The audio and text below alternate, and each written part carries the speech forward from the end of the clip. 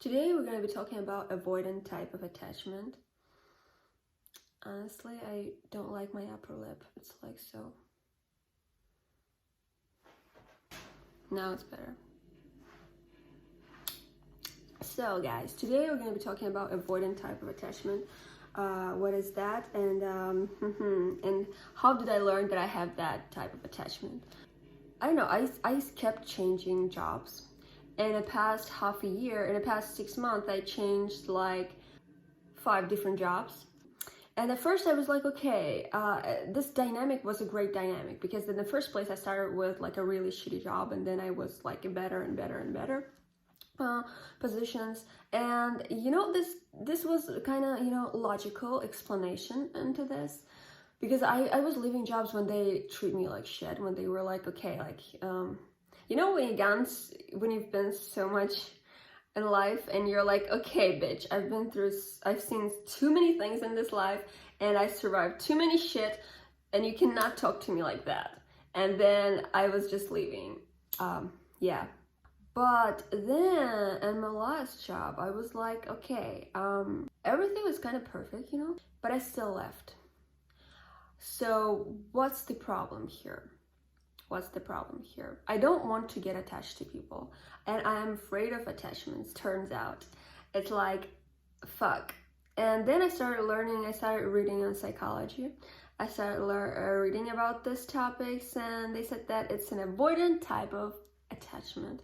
It's called avoidant type of attachment. This type of attachment when you have, that you have when you are running from relationships, when you are running from attachments, when you don't want to get attached to people, when you want to stay alone, when you want to stay alone like all the time. So okay, here are the reasons you might have an avoidant type of attachment.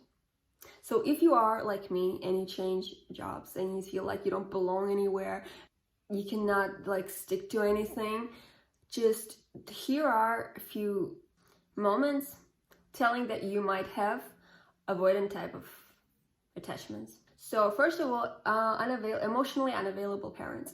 In my case, it was my mother. She was emotionally, like totally emotionally unavailable. She was like yelling and like screaming and all the time, like angry all the time. And I remember I used to, you know, run to the woods to hide away from her. So, and yeah, and I could spend the whole day in the woods just to not, you know, see her angry. So the second thing is that when your parents used to tell you these things like, hey, you have to achieve everything by yourself. You should not ask anyone for anything because you can do everything by yourself. And this is what I've been told my whole fucking childhood. Like, yes, and it's, yeah, kind of, it's a good thing, right? And you're thinking, okay, how this can be a bad thing? It can be a bad thing, because later when I found the boss that was really fucking great, and he was offering me like, you know, a good thing, I couldn't take it because it felt like I don't know, it felt wrong. Like, you know, when someone is giving you something, it feels wrong, even if it's at the job, even if it's at this place, when you fucking, I don't know, it's a normal fucking thing to, if you do your job right, yes, you fucking get this promotion. Like, this is fucking logical thing. Instead of accepting that promotion, I left. Then I realized, fucking God, I have problems. I have fucking psychological problems that I need to fucking work on. Like, you know, this fucking, oh my God. So, yeah, avoidant type of attachment. This is an avoidant type of attachment. So in my brain, it felt to me like I didn't achieve everything. I didn't deserve it because like I don't know, maybe if I was the one who would ask for this promotion, if I was the one, hypothetically, if I would be the one who would ask for this, maybe in this way, in my brain, that would felt like achievement. But when someone gives something to me, it's like, oh my God, what the fuck? No, I cannot accept it. This is so weird. It's like, fuck. Okay, so here are the tricks that I've learned after I read like a lot of articles, after I watched a lot of videos on this topic, after I learned that, okay, here's your self-esteem involved, so you should work on this. And even me looking like this with a normal self-esteem with an okay self-esteem, like I always thought that I have okay self-esteem, but turns out if you can't have anything, if you can't accept something, and you have avoidant type of attachments, then there's your self-esteem involved, like one way or another. So working on a self-esteem would be a great thing, would be the first thing. And how to work on self-esteem? You should write 5 best qualities that you have, like about your appearance. What do you love about yourself, like visually? About your face, I don't know, your figure and body. Second, to write your talents, 5 of your talents that you really love about yourself. 3, your character. What about your psychology you love the most? And 4, your talents.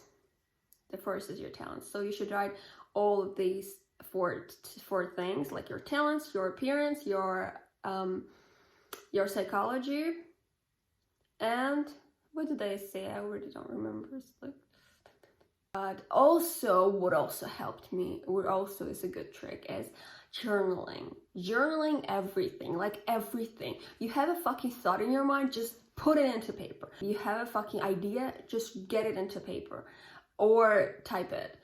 And every time when I had this maybe negative thoughts, mostly it's negative thoughts, and throughout the day you have so many weird thoughts and so many things distracting you from your planning, from what you were about to do this day.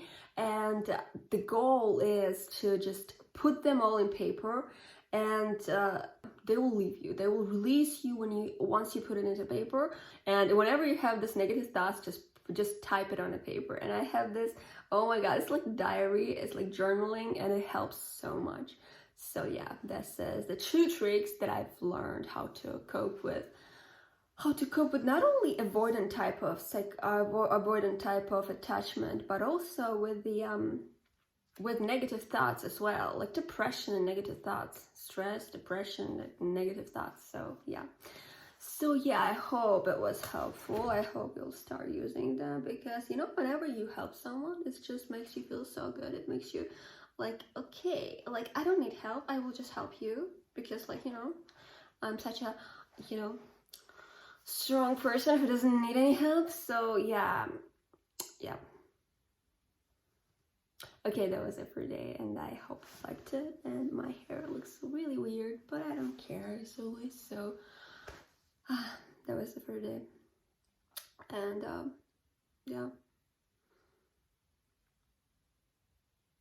bye.